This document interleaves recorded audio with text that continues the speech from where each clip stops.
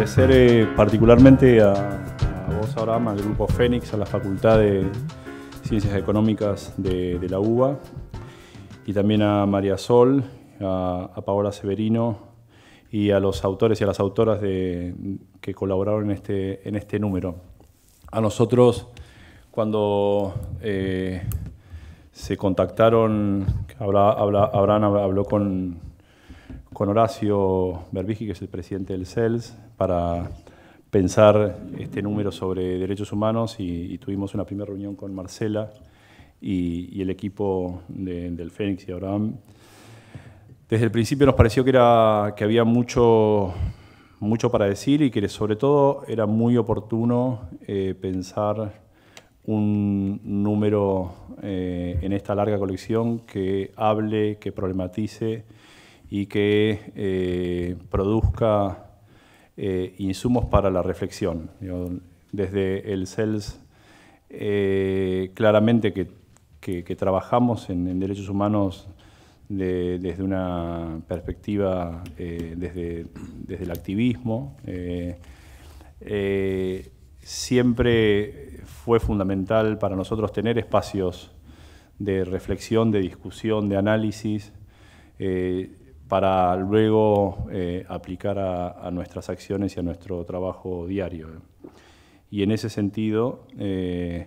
nos parece que este número en particular estamos muy satisfechos y muy satisfechas del resultado final. Marcela va a hablar más del contenido, pero nos parece que realmente es un número que, por los temas que trata en términos más programáticos y por las reflexiones que produce en relación con el movimiento de derechos humanos, nos va a ser de gran utilidad no solo al CELS y por supuesto al CELS, y en ese sentido había un interés claro de nuestra parte de participar porque es algo a lo que le vamos a dar uso, pero me parece que sirve también para el movimiento de derechos humanos y que está haciendo mucha falta, por otro lado, al movimiento de derechos humanos reflexionar sobre su pasado reciente, no tan reciente, discutir las estrategias y pensar para adelante en un contexto por demás complejo. Si uno mira, voy a poner como dos fechas arbitrarias de muchas que uno podría tomar de referencia para pensar los derechos humanos hoy y el trabajo en derechos humanos hoy. En diciembre de este año se cumplen 70 años de la adopción de la Declaración Universal de Derechos Humanos. 70 años en diciembre. Por otro lado, el año que viene, y perdonen la autorreferencia, el CELS cumple 40 años de trabajo ininterrumpido desde la creación por parte de sus fundadores en el año 79, como apoyo, o sea, víctimas del terrorismo de Estado y como apoyo de trabajo legal y de trabajo político como parte de la campaña que venían haciendo las madres y las abuelas de Plaza de Mayo para denunciar al régimen de la dictadura argentina. Durante 40 años no voy acá a hacer un raconto de esos 40 años, pero me parece que particularmente si uno mira la Argentina y en el contexto más regional y global, el tema de derechos humanos ha tenido un recorrido que ha ido variando en distintos momentos, pero desde la recuperación de la democracia en Argentina, en particular, el tema de derechos humanos ha ocupado un lugar en la agenda, yo diría, en la agenda política, pero sobre todo en la sociedad argentina, que todavía lo hace y hace a nuestro país destacarse, yo diría, del resto o de muchísimos países, no solo de la región, sino del mundo, digamos. Yo, por mi trabajo, viajo y tenemos relaciones con organizaciones y con países del sur global y también del norte, y les puedo asegurar que si hay algo que se destaca de Argentina afuera y en las reuniones es el trabajo extraordinario, digamos, y algunos de los avances que se han producido en derechos humanos. La semana pasada estuve en una reunión en Berlín con esta coalición, la que mencionó Abraham, donde hubo una primera exposición de un alemán que dirige una organización que se llama el Centro Europeo de Derechos Humanos y Derecho Constitucional, y hizo todo un recorrido sobre el derecho penal internacional y la jurisdicción universal para juzgar a los crímenes de lesa humanidad, y en una parte importante desde el principio y en muchas partes de su descripción, a Argentina, el juicio a las juntas, la CONADEP, y todo el trabajo, digamos, del movimiento de derechos humanos en Argentina era una referencia ineludible. Entonces, en ese sentido, digo, a lo largo de estos 40 años y a lo largo y desde la recuperación de la democracia, en Argentina ha habido distintas etapas, y me parece que el movimiento de derechos humanos ha sido un actor fundamental en las distintas etapas, y ha tenido en un punto la capacidad de poder adaptarse a distintas realidades y a pensar estratégicamente esa agenda. Creo que, como decía al principio, ese es el desafío de acá en adelante. Segundo punto, no hay duda de que estamos en una situación, tanto a nivel nacional como a nivel, yo diría, regional y global para los derechos humanos, en una situación regresiva, ¿no? O sea, digo, si uno mira la región y ve, digo, por un lado, la situación en México, donde hay una crisis grave de derechos humanos, de violaciones graves y sistemáticas a derechos humanos, con altísimos niveles de impunidad en un gobierno democrático, con actores diferentes a los de nuestras dictaduras. Si mira el estado, digamos, de distintos gobiernos de la región en términos de su respuesta a la protesta social, ya sean gobiernos de derecha o también gobiernos progresistas. De derecha podemos mencionar recientemente el gobierno de Piñera, pero también la respuesta violenta a la protesta social, como estamos viendo de una manera dramática en Nicaragua en estos días, o el nivel de dificultad que ha tenido y que tiene el gobierno de Venezuela para confrontar a la protesta social y garantizar los derechos de la población en cuanto a la protesta social, es muy delicado. Y si vamos a la Argentina, yo diría en los últimos tiempos, digo, para poner un punto de referencia ineludible, que es el nuevo gobierno de Cambiemos, yo mencionaría como algunos puntos muy digo, a manera de hitos o de problemas que claramente nos muestran que estamos en una situación delicada, digamos. O sea, la protesta social es uno de los puntos fundamentales en términos de regresiones. Si uno hace un recorrido, digamos, o sea, y como punto de referencia desde el año pasado, cuando empezó la conflictividad social con los docentes, todo el episodio de la muerte de Santiago Maldonado en un contexto de una represión violenta, ilegal de la comunidad mapuche de Cuyamen, el asesinato del joven Nahuel, también como parte de un conflicto por tierras de la comunidad mapuche en Bariloche. Las respuestas y el cambio de política en relación con la ley de migrantes en Argentina, que mereció una audiencia de la Comisión Interamericana por un decreto del gobierno regresivo que restringió una de las leyes más avanzada en términos de los derechos humanos de los migrantes. A nivel de las respuestas judiciales, el Poder Judicial argentino, independientemente de los últimos gobiernos, desde los 80 en adelante, ha sido uno de los poderes judiciales más progresistas en la interpretación y en la incorporación del derecho internacional al derecho interno. A partir de dos fallos el año pasado, la Corte Suprema puso en cuestión este liderazgo de avanzada y ese liderazgo en la región desde las Cortes para la Protección de Derechos Humanos, como el fallo del 2, conocido por el 2x1, de una mala interpretación de una ley aplicada para beneficiar a los responsables de los crímenes de lesa humanidad. Pongo al lado de ese fallo la respuesta social, de la cual voy a mencionar mínimamente después, y el fallo del caso Fontevecchia, que está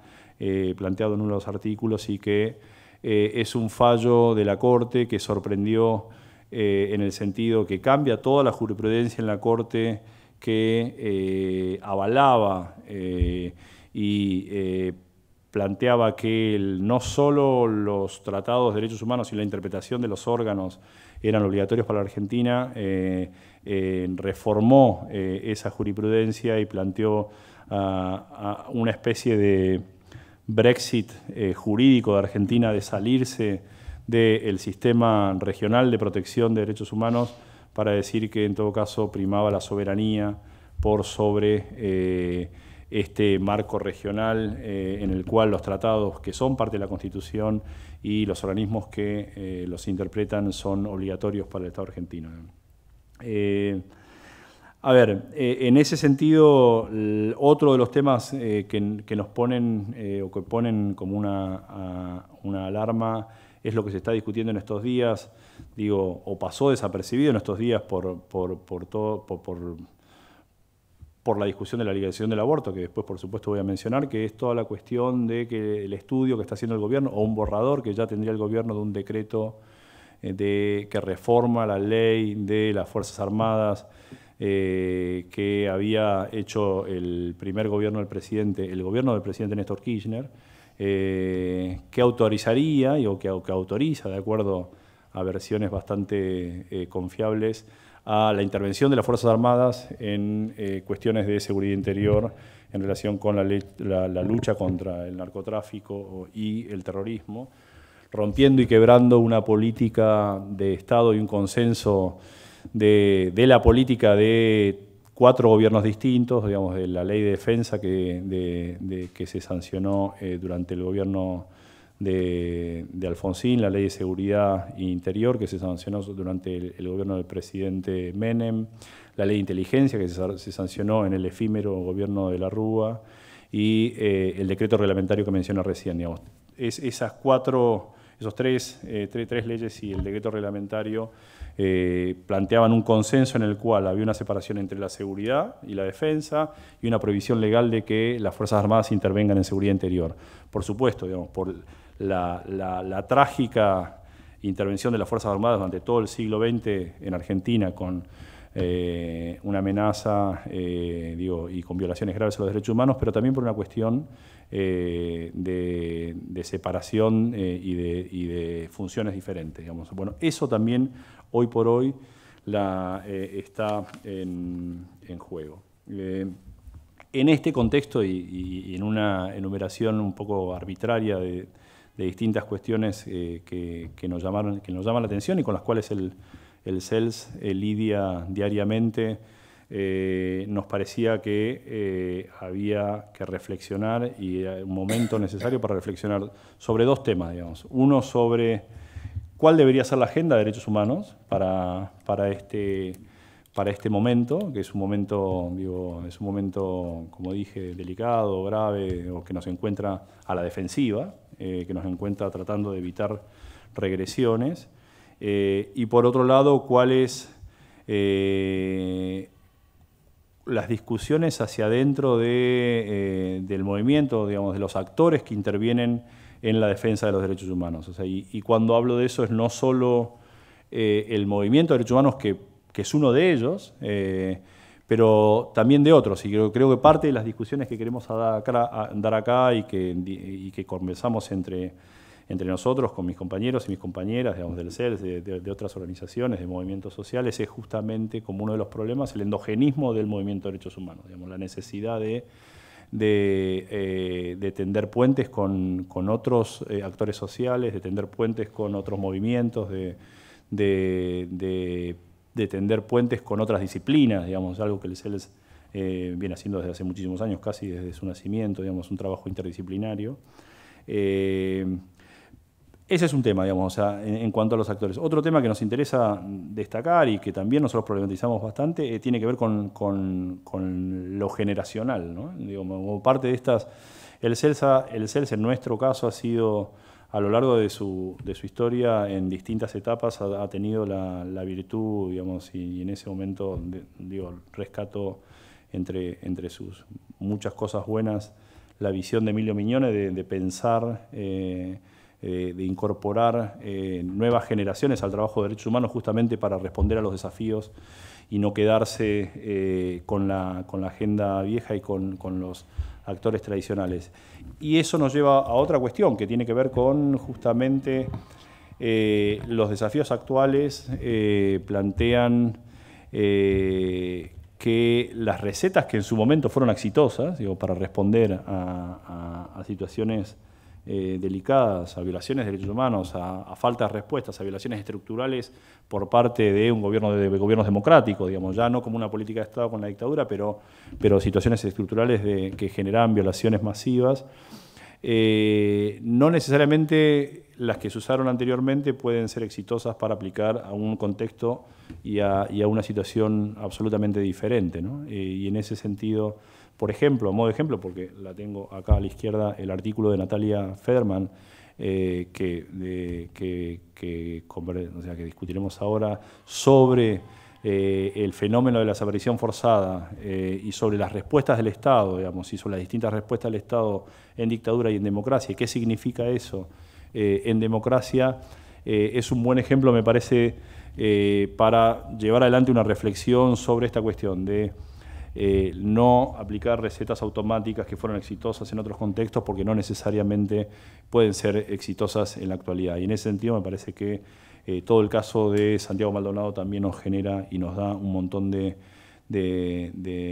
una experiencia en la cual no deberíamos quitarle el cuerpo, ¿no? O sea, digo, las respuestas desde las organizaciones de derechos humanos.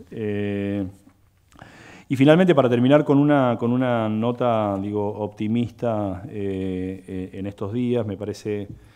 que si bien el escenario es peliagudo, es complicado, el escenario nacional, el escenario regional, el escenario global, digamos, y no mencioné, me parece apropiado, antes de terminar, mencionarlo acá, y Abraham sabrá mucho más que nosotros, pero lo que implica para los derechos humanos una vuelta al Fondo Monetario Internacional, o lo que implica que el gobierno, y según mi poca formación, o nula formación, más que poca en economía, pero sí escucho mucha gente diciendo que no había necesidad de tomar ese paso, pero justamente hoy el relator especial de Naciones Unidas contra la pobreza, que es un académico australiano, se llama Philip Alston, que enseña Derechos Humanos en la Universidad de NYU, sacó justo un informe que es sobre el FMI, un informe que analiza hasta dónde es cierto esta idea de que el FMI es distinto, digamos, y que que está renovado, digamos, o sea, que no tiene las mismas recetas, y luego de un informe que está disponible, salió hoy, entonces no vi el informe, pero sí el comunicado de prensa donde plantea que el FMI tiene una conciencia, cito textual, una conciencia muy pequeña y debe hacer más para proteger a las personas de bajos ingresos y en situaciones de vulnerabilidad para que no se lleven la peor parte de las políticas de austeridad. Después hace varias críticas muy duras al FMI, plantea que el FMI tiene un récord lamentable en términos de consultar con las organizaciones de la sociedad civil en los países donde trabaja, además de con otras organizaciones internacionales con conocimiento relevante. Y dice, tomando en cuenta estas voces extremas, hace menos probable que los consejos que el FMI da a los gobiernos terminen socavando la toma de decisiones democráticas en los países donde trabaja, un problema que ha asolado la institucionalidad o la institución a lo largo de la historia, digamos. Esto es del día de hoy, el relator especial contra la pobreza sobre el FMI Entonces, me parece que dentro de este panorama complicado de las regresiones, no voy a andar más sobre la afectación y la amenaza a los derechos económicos y sociales en este contexto. Pero como decía, sí me gustaría terminar con una nota positiva, y creo que en estos tiempos y la semana pasada y todo lo que pasó con la aprobación la semana pasada de la ley de legalización del aborto, da mucha esperanza en el sentido de que cruza varios de los temas que están acá, cruza justamente la cuestión del activismo de la sociedad argentina, de las organizaciones sociales, la emergencia hace muchos años, digamos, o sea, con mucho más fuerza en los últimos 3 años, pero la emergencia, yo creo que encontramos hasta de la primera marcha del 8 de marzo del 84, carteles, el Día de la Mujer, carteles a favor del aborto legal, seguro y gratuito. Digo, la construcción del feminismo que llegó y que nos dio y nos regaló a la sociedad argentina esta jornada histórica de la semana pasada, me parece que se da en la mejor tradición de Argentina, de la sociedad ocupando el espacio público y reclamándole al Palacio políticas de ampliación de derechos, políticas de respeto a los derechos humanos, y en ese sentido me parece que este número me parece que atraviesa varias de estas cuestiones, digamos, y que creo que al mismo tiempo nos da como una luz, o sea, o varias luces de esperanza, de repensar las estrategias, de repensar las alianzas, de cómo pararse frente a una situación difícil, y creo que este movimiento, digamos, que está pariendo una ley de legalización del aborto, el movimiento de mujeres con alianzas interesantísimas, con una transversalidad poco común en estos tiempos, por lo menos desde la perspectiva de nuestro trabajo en el CELS, es una bocanada de aire fresco que nos invita a pensar nuevas estrategias. En ese sentido, con este número buscamos avanzar en esta búsqueda de reflexión sobre la agenda, la búsqueda de nuevas voces, de convocar también a otras generaciones y abordar